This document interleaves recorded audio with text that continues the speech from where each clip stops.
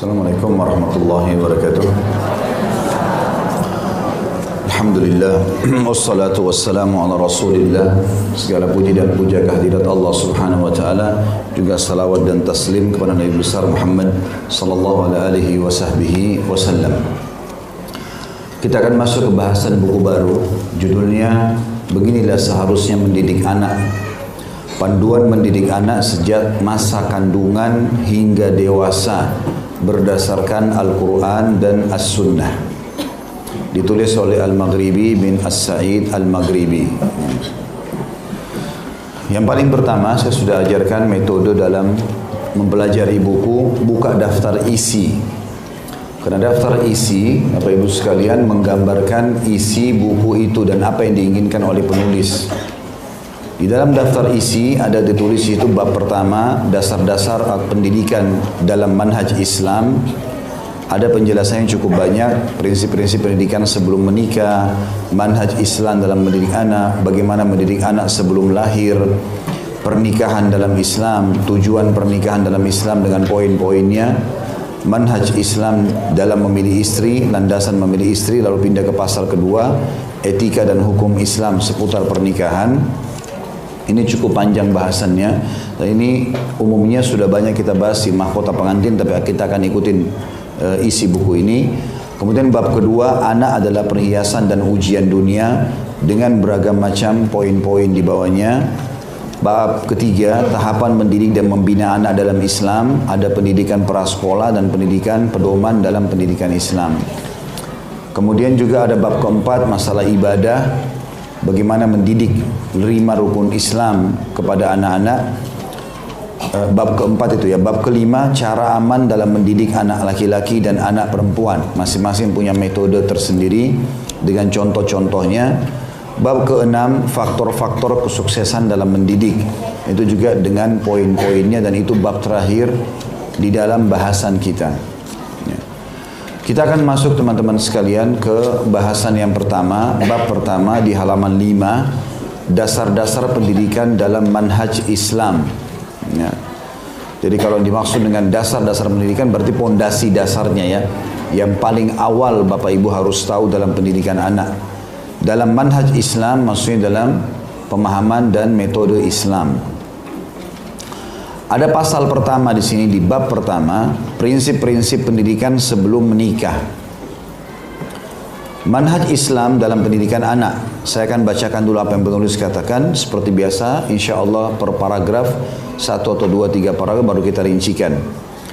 Manhaj Islam dalam pendidikan anak sangat sempurna dan komprehensif karena bersumber dari manhaj atau ajaran ilahi, bukan manhaj yang berasal dari gagasan dan hasil pemikiran manusia yang sangat beragam pendapat, teori, gagasan, kecondongan, dan pemikiran.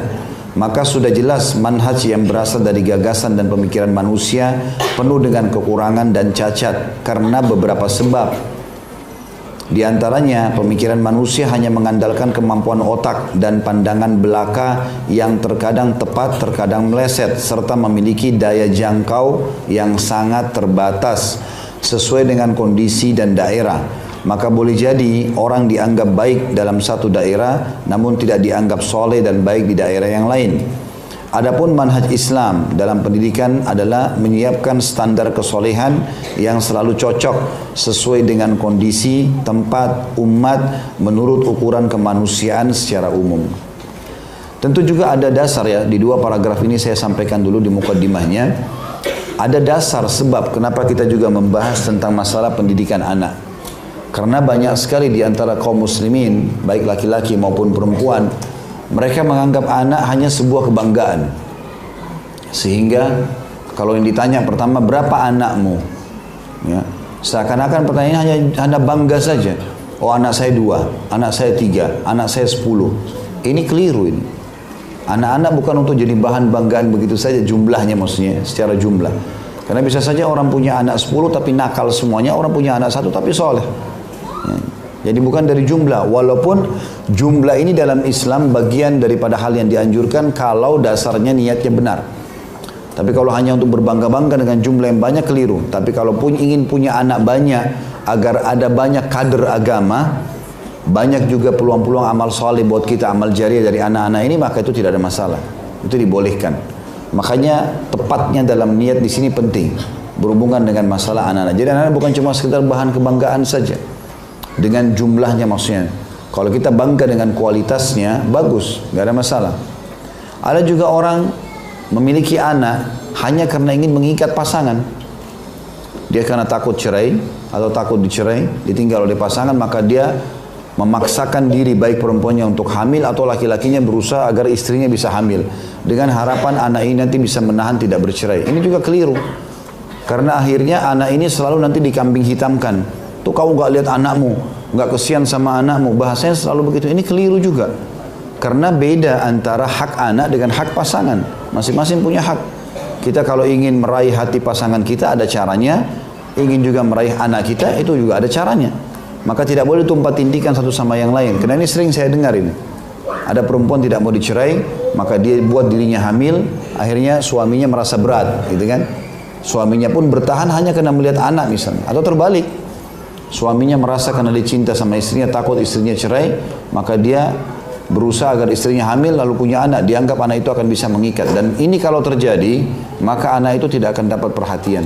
Karena target dia bukan anak, target dia adalah pasangannya. Kapan pasangan tidak ada, dia akan kasar dengan anaknya. Kalau pasangan ada, dia akan baik-baik. Ini jadi munafik nanti. Ada nggak ini di masyarakat?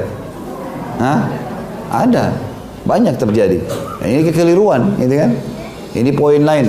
Jadi poin pertama tadi, kalau hanya berbangga-bangga dengan jumlah, dan ini sama sekali dia tidak punya perhatian dengan anak-anak dia. Cuma dia bangga saja anaknya 9, anaknya 10, anaknya 12, dan seterusnya.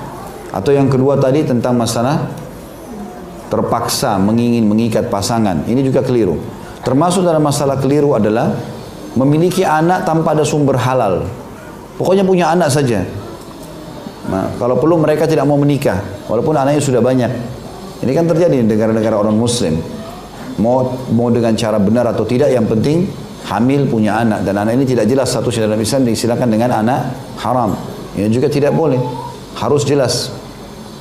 Termasuk ya, dalam poin ini juga adalah tidak melihat pendidikan anak itu sendiri. Sehingga anak-anak ini bentuk kasih sayang yang diberikan bukan pendidikan, tetapi pelanggaran. Sibuk dengan menyiapkan baju bagusnya, bermerek, kamarnya yang bagus, sekolahnya pakaian, sepatu, segala macam. Tapi dia nggak peduli dengan pendidikannya. Anaknya ini mau jadi sarjana kah? Enggak kah? Ayah sudah kaya, ibu sudah kaya. Ini juga keliru nih. Jadi poin-poin ini membuat kita harus membahas tentang masalah pendidikan Islam kepada anak itu. Apalagi ada hadis Nabi SAW yang sahih, dan itu penulis tulis di sini sebenarnya ya. Kalau di buku ini ada hadis itu diangkat oleh penulis. Kalau saya tidak salah tadi ada di sebelum daftar isi, di sebelah daftar isi. Ya, kalau kita mundur berapa lembar ke belakang, hadis yang diriwayatkan oleh Imam Bukhari di dalam kitab Adab Mufrad yang kata Nabi SAW, idza matal insanu in qata'a amaluhu illa min thalath, sadaqatin jariyah aw ilmin yuntafa'u bihi aw waladin salihin yad'u lah. Jika manusia meninggal maka terputuslah amalannya kecuali dari 3 perkara: sedekah jariyah, ilmu bermanfaat, atau anak soleh yang mendoakan. Berarti anak bisa menjadi sumber kebanggaan di dunia dan bisa menjadi sumber pahala yang besar setelah kita meninggal di akhirat nanti. Maka anak soleh juga adalah target utama, gitu kan? Jadi bukan cuma sekedar bangga-banggaan dengan jumlah, bukan hanya sekedar mengikat pasangan, bukan hanya sekedar tadi ya, misalnya punya anak juga dengan cara yang tidak halal, tidak peduli sumbernya halal atau tidak. Maka ini semua keliru. Harusnya seseorang memang targetnya, kalau dia seorang muslim, targetnya bagaimana punya anak-anak yang berkualitas secara keimanan yang bisa menjadi amal jariah buat dia. Itu kurang lebih gambaran dari pembukaan dan juga 2 paragraf pertama. Lalu penulis berkata, manhaj Islam adalah konsep yang sempurna dan mencakup seluruh kebaikan yang dibutuhkan oleh manusia, baik dalam urusan dunia, agama, dan akhirat, dari semenjak lahir hingga kembali kepada Allah Subhanahu wa Ta'ala. Perbedaan pendidikan Islam bagi anak-anak dan bagi individu masuk dalam peningkatan skill SDM itu memang wahyu.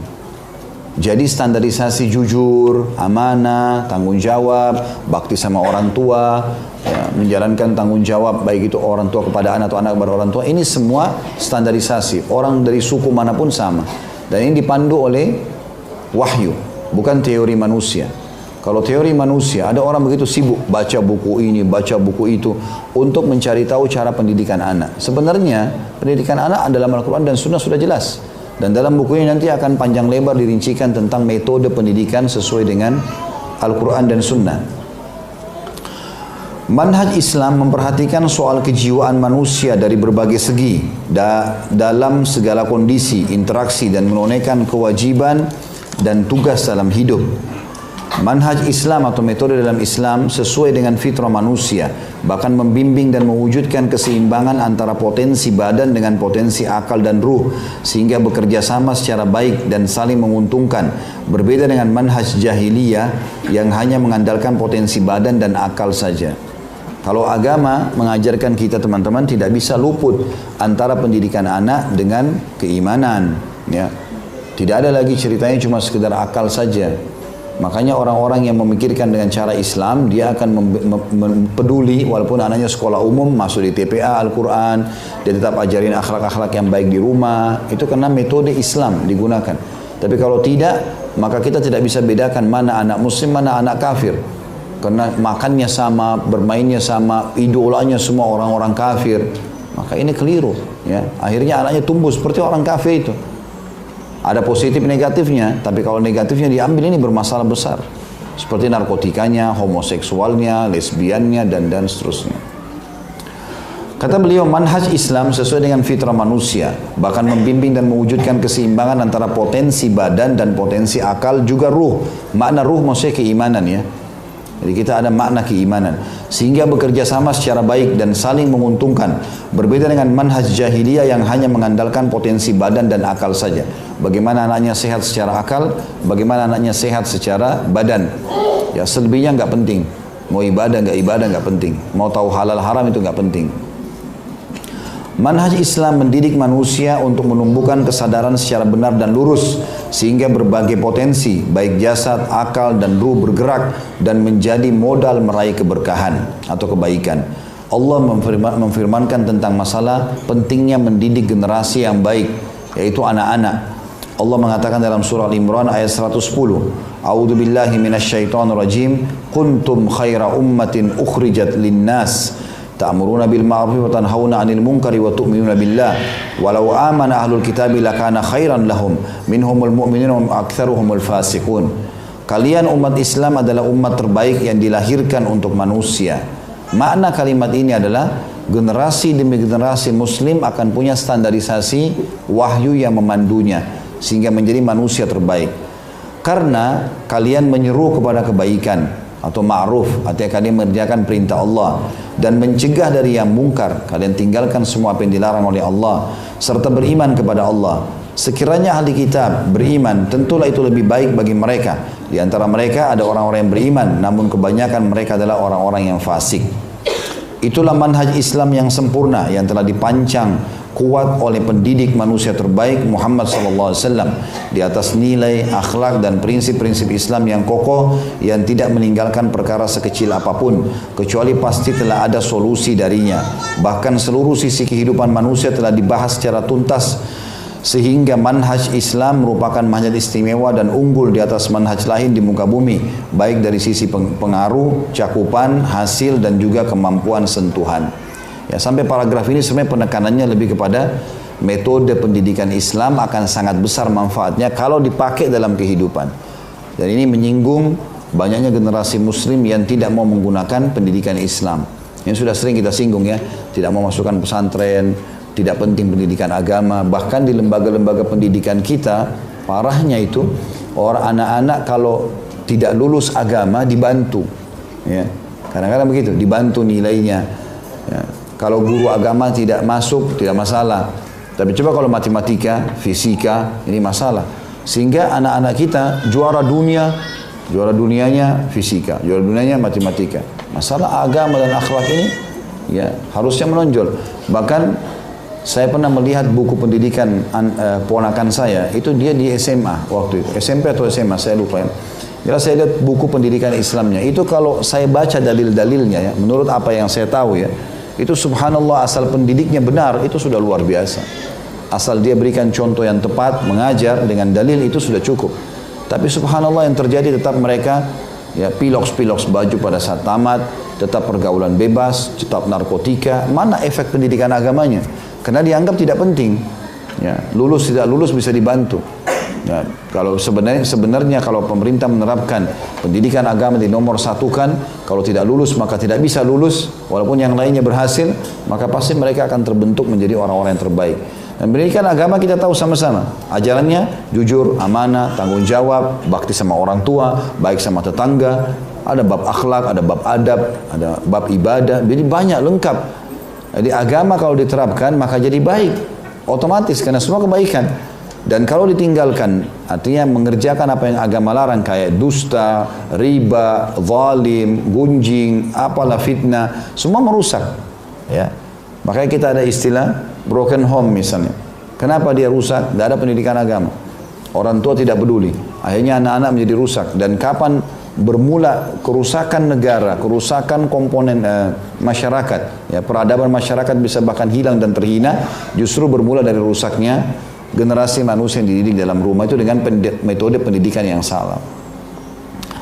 Paragraf terakhir di poin ini kata beliau, sangatlah layak bila kita selalu meniti dan berpegang teguh dengan manhaj Islam dalam mendidik anak-anak kita. Namun umat Islam sekarang banyak yang menyelisih manhaj yang lurus dan mengambil manhaj orang-orang kafir seperti George, Michael dan seterusnya lah, Freud dan Jackson. Ini nama-nama maksudnya umum lah ya. Maksudnya dia jadikan banggaan orang-orang non-muslim. Kaum muslimin banyak menjadikan tokoh-tokoh tersebut sebagai idola, sehingga mereka menjauh dari pendidikan mulia dan pengajar terbaik, serta pemberi peringatan dan petunjuk kepada jalan yang lurus, yaitu Rasulullah Muhammad bin Abdullah sallallahu alaihi wasallam. Ya, artinya di sini di awal pembukaan ini penulis ingin menitik beratkan pentingnya pendidikan Islam dan harusnya seorang muslim menjauhkan anak-anaknya dari pendidikan orang-orang non-muslim. Ya, makanya jangan dibuat bangga dengan pemain bola, dengan artis, bukan. Bangga dengan Nabi SAW, bangga dengan para sahabat yang selalu kita sampaikan kisah para nabi-nabi, kisah sahabat, kisah orang-orang soleh gitu. Mereka mengenal nama-nama tokoh-tokoh orang non-muslim hanya karena menonjol di ilmu matematika misalnya, di fisika tidak ada masalah. Tapi mengidolakannya sampai memasang poster di kamarnya, sampai bajunya pun orang tuanya belikan dengan seperti itu ya. Pendidikannya pun masuk ke lembaga-lembaga yang dididik oleh orang-orang, maka rusaklah semua. Otomatis pendidikan Islam itu akan ditinggalkan.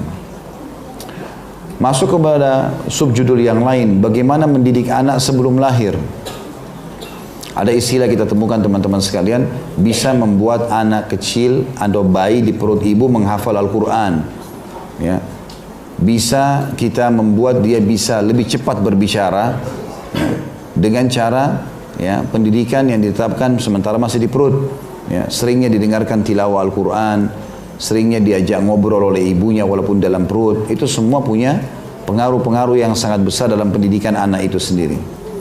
Kata beliau, wahai saudaraku, bila anda ingin memiliki anak saleh, berbudi luhur dan bertakwa serta bermanfaat untuk dirinya, agamanya dan umatnya, maka hendaklah anda mendidik anak tersebut dengan pendidikan Islam yang benar. Sebab pendidikan yang benar dimulai sebelum lahir, bahkan sebelum menikah. Sebaiknya anda mengikuti manhaj dan ajaran pendidik mulia dalam berbagai hal, baik yang besar ataupun yang kecil dalam soal pendidikan anak. Maksudnya Nabi Muhammad SAW. Mendidik anak soleh sebelum lahir laksana menanam tanaman. Maka siapa yang menginginkan tanamannya tumbuh subur dan membuahkan hasil yang memuaskan sehingga membuat hati senang dan damai, maka hendaklah mempersiapkan dan memilih manhaj pendidikan yang terbaik dan benar sehingga mampu menumbuhkan dan memberikan hasil yang menyenangkan. Nah, tentu ini paragraf-paragraf ini akan difahami bagi orang yang niatnya satu ya. Niatnya punya anak untuk menjadi generasi yang akan menjadi amal jariah buat dia. Maka tentu targetnya selalu bagaimana anak ini mengenal kebaikan-kebaikan, akhlak, ilmu, Al-Quran, sunnah, sejarah para nabi dan sahabat begitu. Ya. Ini tentu akan menyentuhnya. Tapi kalau orang dasarnya tidak peduli dengan pendidikan agama bagi anak-anaknya, dia akan bilang paragraf ini apa, kosong sekali. Ya, seakan-akan tidak ada bobotnya. Karena bagi dia tidak penting agama itu. Jadi semua ini sebenarnya penekanan tentang menyadarkan kaum muslimin tentang pentingnya pendidikan agama Islam. Kata beliau, tanah adalah asas paling utama dan yang paling menentukan keberhasilan dalam mencocok tanam. Jadi kalau kita mau tanam pohon, maka sebelum tanam perhatikan tanahnya. Tanahnya tanah subur nggak? Kalau kita ambil pohon mangga, pohon buah-buahan lalu kita tanam di padang pasir, nggak tepat, gitu kan? Tapi kalau kita tanam di tanah yang lembab, subur, maka tumbuhlah dia. Kata beliau dalam pendidikan anak ini, tanah adalah asas paling utama dan yang paling menentukan keberhasilan dalam bercocok tanam. Yang tidak lain dalam hal ini adalah seorang istri yang soleha, yang akan menjadi ibu bagi anak insya Allah. Maka dialah yang akan mengurusi tanaman dan menentukan kesuburan tanaman tersebut. Dialah yang akan mendidik anak-anak Anda di atas belayan kasih sayang Islam dan nilai mulia syariat sehingga membuahkan hasil takwa dan komitmen kepada Islam. Jadi beliau mulai mengatakan bagaimana cara mendidik anak sebelum lahir. Maka penulis menarik jauh sebelum anak itu lahir, bahkan jauh sebelum menikah, yaitu mencari pasangan yang soleha. Kalau laki-laki tentu soleh, ya. Dan ini diibaratkan terutama wanita. Subhanallah, fitrahnya laki-laki, walaupun dia itu tidak terlalu faham agama, dia menginginkan istri yang baik. Sebab dia tahu kalau dia faham, dia tahu ini nanti akan jadi ibu anak-anaknya, akan banyak waktu bersamanya. Kapan salah maka salah semuanya pendidikan ke depan, gitu kan? Maka di sini dititik beratkan poin tentang masalah itu. Karena wanita punya rahim, si laki-laki punya bibit. Dia melemparkan spermanya, maka diibaratkan bayi itu seperti tanaman. Sperma itu seperti tanaman, lalu akan tumbuh dan keluarlah buahnya. Buahnya ini kalau mau kualitasnya bagus, harusnya bibitnya juga bagus, tanahnya juga bagus. Artinya sperma si laki-laki bagus, rahimnya perempuan juga itu bagus. Halal, baik, ya, tidak rusak, tidak ada penyakit. Maka tumbuhlah buahnya nanti si anak ini yang bagus. Ya. Itu yang dimaksudkan dengan paragraf ini. Kata beliau, mempersiapkan tanah yang subur dan bagus merupakan dasar utama untuk memulai proses pendidikan yang benar dalam Islam. Maka Islam adalah agama keluarga, sementara keluarga adalah bibit masyarakat. Apabila keluarga terbangun di atas Islam yang benar, maka masyarakat akan menjadi baik yang dibangun di atas asas akidah dan landasan yang lurus. Dan tiang keluarga adalah istri yang soleha dan ibu yang pandai mendidik. Bila seorang istri baik, maka baiklah keluarga dan anak. Sebagaimana dikatakan oleh penyair, al-ummu madrasatun idza a'dattaha a'datta sya'ban tayyibal a'raq. Al-ummu raudun in ta'ahadat nabtah birrayyi awraka ayyuma iraqin. Yang artinya, ibu adalah madrasah atau sekolah pertama. Bila engkau persiapkan dengan baik sekolah itu, maka engkau telah mempersiapkan bangsa yang kuat, bangsa yang baik dan kuat. Ibu laksana taman, bila engkau pelihara tanaman dengan siraman yang cukup, maka akan tumbuh dengan subur dan rindang. Jadi kalau kita simpulkan sampai di sini, penulis ingin menitikberatkan metode pendidikan anak yang paling pertama mencari pasangan yang baik. Ini pernah saya sebutkan di awal-awal pertemuan mahkota pengantin, ya. Kalau bapak ibu yang sudah terlanjur menikah, alhamdulillah ala kulli hal. Ada sesuatu kurang dari pasangan, tinggal berdoa dan bantu dia keluar dari permasalahannya. Tapi jangan terulang keburukan yang sudah kita alami kepada anak-anak. Pernah saya sampaikan itu. Kalau ada naudzubillah orang yang hamil di luar nikah, jangan lagi anak perempuannya dibiarkan hamil di luar nikah. Dengan alasan ibu juga seperti kamu kok dulu. Bahkan uniknya dia tanya, ya, dia bilang, nak kenapa kau sudah SMA belum punya pacar? Mana pacarmu, kenalin sama ibu? Kok malah aneh ini? Ya, pacaran sebelum nikah berarti zina. Dia siap tanggung dosanya, menyuruh anaknya berzina. Ini kan bahaya. Ya, ini pendidikan yang keliru. Kalau pernah ada keburukan terjadi dalam hidup kita, jangan wariskan keburukan itu. Kalau perlu sekarang kita balas itu dengan cara anak saya 6 tahun harus hafal Quran. Pendidikan agamanya harus begini. Saya baca Quran bisanya di umur 35 tahun. Anak saya harus sudah hafal dari kecil. Saya dulu sholatnya nanti umur 25 tahun. Anak saya dari kecil sudah sholat. Berbeda memang, kita beda, tutup kekurangan kita tadi supaya Allah maafkan dengan anak-anak, itu yang penting. Jangan malah diwariskan keburukan, itu satu sisi.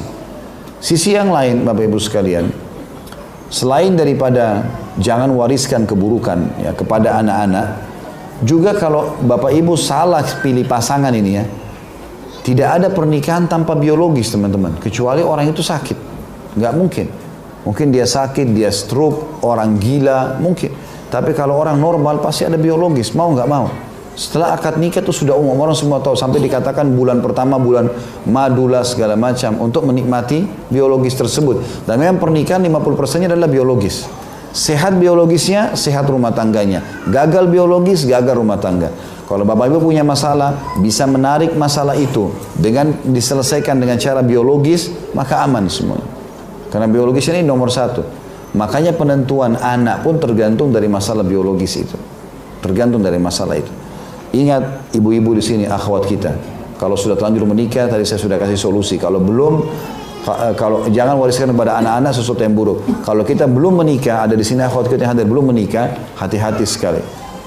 Menerima bibit harus bibit yang berkualitas, sperma. Karena tetes saja masuk ke rahim Anda dan Anda hamil, sudah cukup membuat laki-laki itu menjadi status ayah anak kita selamanya. Nggak bisa dihapus. Mau kita nyesel, udah nggak bisa. Setetes sperma saja. Bahkan subhanallah walaupun orang KB tetap bisa hamil. Orang pakai spiral bisa hamil. Ada orang begitu. Kuasa Allah SWT. Pernah ada sahabat azal. Azal itu keluarin sperma di luar. Dia bilang, ya Rasulullah, saya mengazal istri saya karena saya tidak ingin dia hamil dulu. Tunda kehamilan. Nabi SAW membolehkan, tapi Nabi mengatakan, tapi ketahuilah, andai saja spermamu kau tumpahkan ke tanah dan Allah mau jadi, maka jadi manusia. Bisa jadi setiap saat. Makanya sebelum ada sebab itu, hati-hati. Ya. Dan ini ada banyak muslimah malah tidak takut. Kita suami saja, kalau sudah jelas suami sah, tapi dia fasik, itu sudah berbahaya buat anak-anak kita nanti.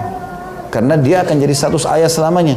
Bagaimana ada orang berani menerima bibit dari haram, perzinahan. Bahkan gonta-ganti pasangan. Ini bahaya sekali. Masalahnya ini, dia tidak memahami. Kita ini teman-teman, kalau sudah menikah, kita ini seperti komponen manusia di muka bumi ini, kantong-kantong perkembangbiakan manusia yang baru. Ini harus sehat semua ini. Nggak boleh tidak. Gitu kan? Jadi begitu kita sudah berumah tangga, sebenarnya kita jadi komponen pengembangbiakan manusia sudah ini. Ya, kantong satu, kantong dua, rumah tangga itu semua begitu. Makanya perlu digarisbawahi. Begitu juga dengan ikhwah kita. Bukan cuma mengandalkan cantiknya saja. Ya, performanya saja, kekayaannya saja. Tapi satu tetes sperma yang kita lontarkan, lemparkan ke dalam rahim, begitu dia hamil, seburuk apapun wanita itu akan jadi status ibu kita, ibu anak kita selamanya. Nggak bisa dihapus. Kesian anak-anak ini, nanti menyesal, tahu ayahnya pemabuk, tahu ibunya pezina. Ini kan jadi masalah buat dia. Masa depannya pun ini tidak terganggu, gitu kan? Maka ini dimaksud dengan awal pendidikan anak-anak. Jangan salah dalam memilih pasangan itu. Dan di sini perlu titik beratkan lebih jauh kepada wanita, karena wanita nanti yang menerima sperma itu, lalu tumbuhlah pohon itu di dalam rahim, berbuahlah dia menjadi anak, gitu kan? Kemudian paling banyak interaksi ibu, nanti menyusui, nanti di rumah, ya pendidikan semuanya sama. Makanya dia pengaruhnya besar sekali. Laki-laki 99% kerja di luar rumah cari rezeki, waktu sama anak-anak terbatas, walaupun ada gitu. Kata beliau, bahkan ibu adalah universitas yang mampu meluluskan anak bangsa yang tangguh, kokoh dan soleh pada setiap zaman dan tempat. Wanita adalah setengah dari bagian masyarakat dan dia melahirkan separuh dari generasi manusia, serta dialah pondasi tegaknya keluarga, sehingga keluarga adalah asas masyarakat. Ya. Sementara keluarga adalah asas masyarakat. Bila Anda ingin memiliki masyarakat yang baik dan tangguh, maka hendaklah Anda membenahi rumah tangga itu. Dimulai dari situ. Dan rumah tangga dimulai dari memilih pasangan yang tepat tadi. Namun sebelum berpikir ke arah itu, Anda harus memilih istri yang soleha untuk menjadi pendamping dan pendidik bagi anak-anak Anda, serta pemegang amanah bagi rumah Anda. Karena rumah tangga yang islami menjadi bibit terbentuknya masyarakat yang islami dan sekaligus berfungsi sebagai benteng akidah yang kokoh. Maka hendaklah seorang muslim membangun benteng yang kokoh lebih dahulu, karena hal itu lebih utama, harus diperhatikan. Oleh sebab itu, seorang ibu memiliki peran yang sangat menentukan dan pengaruh yang sangat penting bagi proses pendidikan dalam rumah tangga, di samping peran bapak. Ya, kalau kita lihat kisah Maryam alaihissalam, salah satu sebabnya disebutkan dalam Al-Quran, kenapa Allah subhanahu wa ta'ala meletakkan Isa, utusannya di rahim Maryam. Ulama tafsir menjelaskan masalah itu. Karena Maryam memiliki rahim yang suci. Bahkan Maryam alaihissalam saking sucinya dan mulianya tidak pernah interaksi dengan laki-laki yang bukan mahram. Bahkan tidak keluar rumah. Jadi kalau Maryam keluar dari rumahnya di Palestina, begitu keluar jadi bahan perhatian orang karena jarangnya kelihatan. Allah subhanahu wa ta'ala karena kesuciannya Maryam ini, jangankan dia interaksi sama lawan jenis gitu, keluar rumah aja jarang gitu kan. Maka Allah subhanahu wa ta'ala titipkan amanah rahim di rahimnya ya manusia ini. Dan tidak mungkin Maryam hanya sekedar hamil Nabi Isa selesai. Tapi di tangannya lah tumbuh Nabi Isa menjadi Nabi Allah nantinya. Karena kalau salah ibunya, salah semua ini. Ibunya pengaruh pada anaknya kan. Sekarang kalau ibu-ibu duduk nih, terus ngomong sama anak-anaknya, nak nanti ibu mau kau jadi artis ya. Itu sudah terekam bagi anak-anaknya. Biar ayahnya bilang, jangan nak, itu bahaya. Ya. Nanti kalau ibu sama ayah cerai, kamu ikut ibu saja ya. Anaknya rekam itu dan ibunya yang dipilih sama dia. Jadi ibu ini bisa mencetak kader-kader umat yang baik, masyarakat yang baik atau merusaknya. Berapa banyak teman-teman tokoh-tokoh masyarakat di muka bumi ini, presiden, raja, lahir di tangan ibu yang kokoh dan baik. Di belakangnya itu ada ibu yang baik. Didukung lagi dengan istri yang salehah, tambah kuat dia. Gitu kan? Jadi perannya ibu-ibu itu jangan dianggap remeh. Walaupun hanya belayan tangan yang penuh dengan kasih sayang, masakan yang sehat, perhatian yang cukup di rumah, itu sudah sangat luar biasa. Laki-laki butuh itu. Mereka butuh itu. Kapan ibu hilangkan ini, dia tidak akan betah di rumah. Kapan laki-laki masuk rumah yang ada cuma ucapan kata-kata kasar, tuntutan-tuntutan yang banyak, tidak ada sesuatu ketenangan dalam jiwa, maka dia berharap tidak pulang ke rumah. Bahkan dia berharap pulang ke rumah istrinya sudah tidur. Ya. Nah, iya. Karena kalau pulang pasti cerewet, ini ada satpam ini. Tanya ini, tanya itu, macam-macam, curiga ini, curiga itu, nggak nyaman. Ini bukan seorang figur pendidik ya. Tapi harus menjadi ibu yang rabbaniyah, yang takut kepada Allah, yang memang dia menjalankan tugas sampai ajal ini mengejar dari suami, dari anak adalah pahala-pahala yang besar. Itu yang harus ibu fikirkan. Ya. Ada banyak ibu-ibu sibuk, dia kaya, dia bayar misalnya babysitter atau nggak salah, nggak salah. Tapi atau dia biarkan sama pembantu, boleh pakai pembantu. Salah nggak? Nggak salah. Yang keliru, yang salah di sini adalah kalau dia sama sekali tidak ada waktu. Ada banyak ibu-ibu di rumah dengan anaknya ini, yang dia pikir adalah yang penting sudah bertanya, cukup, sudah tanya. Kalau anak-anak pagi sudah dimandiin belum? Sudah. Sudah siapin makannya? Sudah. Baik, pergi. Acaranya 10 di luar. Pulang sudah tidur anak-anak. Tadi sudah makan belum? Sudah, selesai. Dianggap sudah selesai tugasnya. Sekarang saya tanya bu, kalau seandainya pembantunya ibu SD pun tidak tamat, lalu ibu biarkan anaknya ibu 8 jam, 10 jam sama dia, kira-kira terus berharap bisa hafid Quran 30 juz, jadi seorang ilmuwan, gimana caranya? Pembantu juga nggak bisa disalahin, karena dia cuma sebatas itu yang dia faham. Maka kalau orang tuanya di kampung ajarin dia bohong, dia bohong. Anak kita juga dilatih. Saya pernah kedatangan seseorang, tetangga, orang non-muslim. Subhanallah, ini anak ini Nasrani semua orang tuanya. Datang ke rumah main. Begitu datang ke rumah, terus dia duduk, istri saya bilang, ini anak ini banyak hafal doa-doa Islam. Hafal doa mau makan, doa mau tidur, hafal banyak. Terus saya tanya, kok bisa? Orang tuanya muslim? Enggak, bukan. Kenapa? Pembantunya. Jadi pembantunya muslim rupanya. Tapi kebetulan dapat pembantu yang baik. Didik anaknya orang ini pendidikan Islam.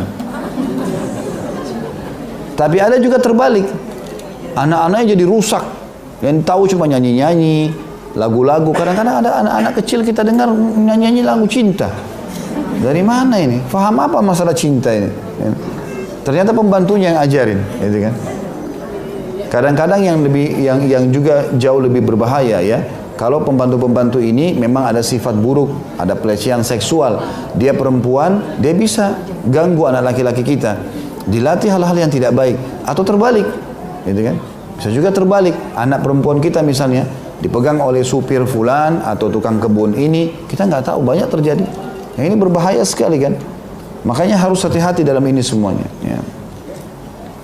Kata beliau lanjutannya adalah, bagi orang yang ingin membentuk rumah tangga yang islami dan anak-anak yang soleh, harus memilih seorang calon istri yang soleha dan baik, karena dia adalah pondasi yang sangat menentukan keberhasilan pendidikan rumah tangga dan sebagai tempat awal pijakan pendidikan yang benar. Dengan demikian Anda telah menyiapkan dasar-dasar pendidikan yang benar bagi anak-anak atau bagi anak-anak Anda sebelum lahir.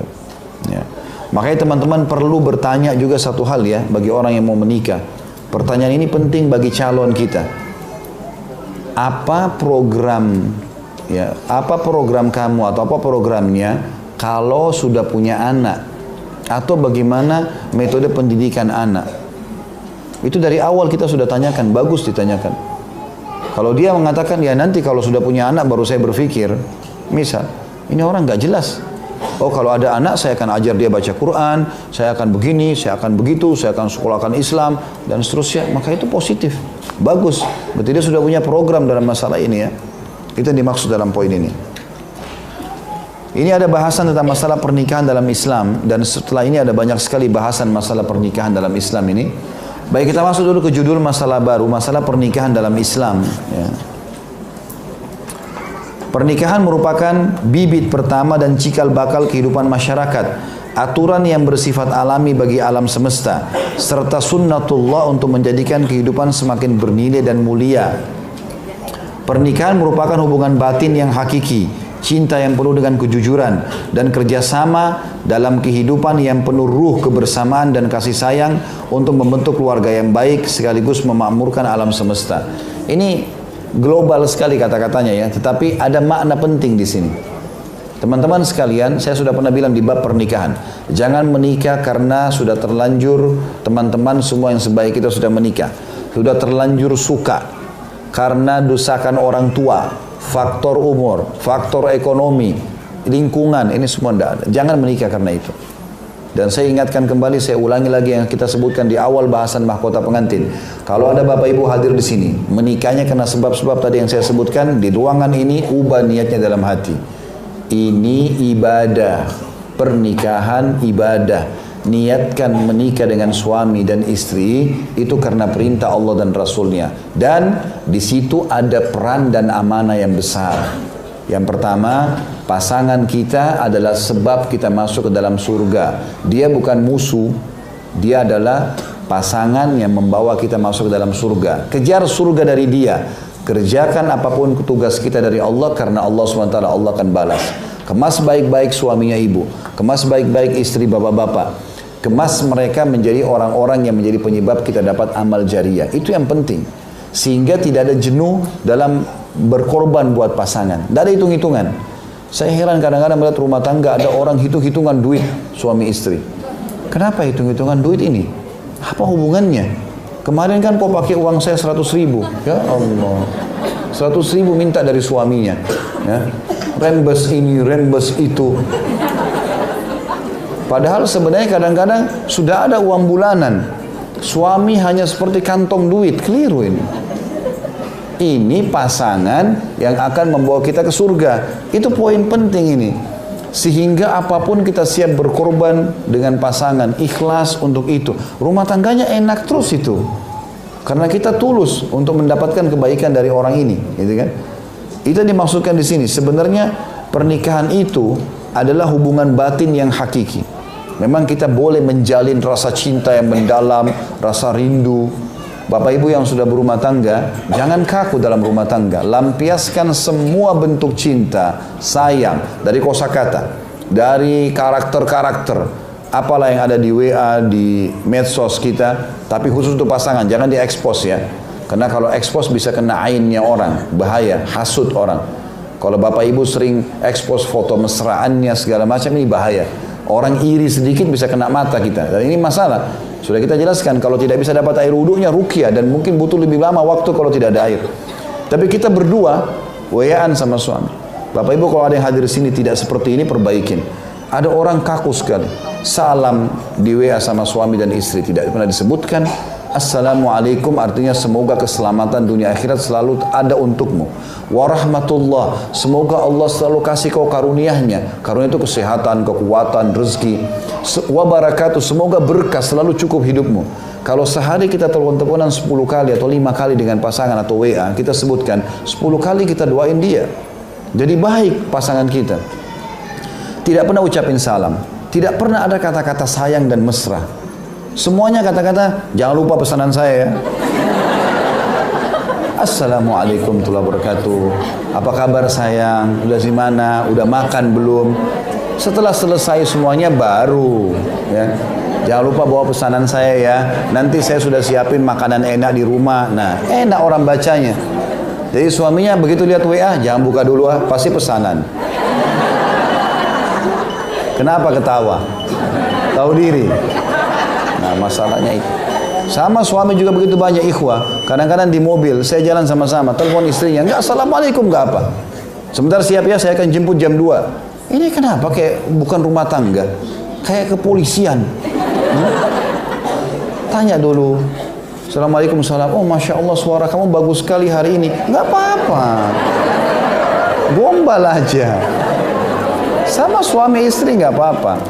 Ingat, mau langgeng rumah tangga, kata kuncinya royal dengan pujian. Royal dalam segala hal ya, tapi terutama pujian dengan materi. Ini nggak ada hitung-hitungan suami istri. Ini kata-kata sayang, rindu, semua ini lampiaskan udah. Dan royal dalam pujian, apa saja puji. Sedikit kita lihat pakainya bagus, baru puji. Masakannya, aturan rumahnya, suami mungkin dengan penampilannya, dengan apalah, apa saja yang dikasih, terima kasih. Pegang pemberian itu. Masya Allah, terima kasih. Berarti kamu ingat saya hari ini ya. Ya, cuman ini. Gimana coba? Sekarang saya sama bapak-bapak di sini. Kalau kita pulang bawa sesuatu ke rumah, biar cuma makanan. Istri dia sambut, oh Masya Allah, terima kasih ya. Makan sama-sama, tunjukin kalau kita peduli. Itu di luar rumah, kita selalu berpikir bahwa apa lagi ya. Istri saya Masya Allah, gitu kan. Tapi kalau bawa 1, 2, selalu dianggap remeh. Kasih pembantu aja, dia nggak makan, nggak sentuh. Pemberian suaminya, mungkin suaminya ibu tadinya, mungkin ibu misalnya, ibu kaya. Lalu kemudian suami cuma bisa belikan handphone 2 juta. Ibu memang sudah pakai yang 10 juta, 15 juta. Tapi dia mampunya itu. Mungkin ibu tidak tahu, mungkin dia utang sama temannya. Mungkin dia tadi itu di bawah matahari segala macam, lalu itu mahal sekali buat dia. Kenapa kalau ibu terima? Oh Masya Allah, terima kasih ya. Terus dipakai, lihatin depan dia, walaupun handphone kita yang satu mungkin ada, tunjukkan sama dia kepedulian. Itu membuat orang selalu mau, apalagi saya berikan, karena kita tahu nilainya kan gitu. Kita tahu nilainya. Saya kalau pulang rumah saya biasakan bawa sesuatu, apa saja saya bawa. Mungkin ada makanan, ada apa, saya kasih istri saya. Nah, pernah saya pulang rumah lupa nggak bawa apa-apa, saya beli permen yang ada pegangannya. Saya bawa 2, terus saya bilang, saya bawain kamu sesuatu. Dia tanya, apa itu? Ya. Saya keluarin permen, ketawa dia. Nggak apa-apa, saya duduk berdua makan sambil ngobrol. Kan romantis kan? Rahasia ya. Tapi banyak orang subhanallah kaku sekali. Bicara sama pasangan, lihat tembok. Kenapa lihat tembok? Lihat dia. Dengar suaranya, lihat alisnya, itu yang halal. Harusnya masukkan kegembiraan dalam hatinya, cinta, harus ini. Ini nanti efeknya besar sekali ya. Sehingga kalau hubungannya baik, baik juga kepada masalah anak-anak. Komunikasi akan sehat, otomatis itu terjadi. Tentu bahasa masalah dengan anak ini satu buku ya. Jadi masih panjang sekali bahasanya. Sisa pertanyaan kita akan jawab insya Allah juga di pertemuan akan datang. Satu demi satu insya Allah, step by step nanti akan sampai kepada poin yang kita harapkan. Allahu a'lam. Begitu saja. Subhanakallahumma bihamdika, asyhadu an la ilaha illa anta astaghfiruka wa atubu ilaik. Wassalamualaikum warahmatullahi wabarakatuh.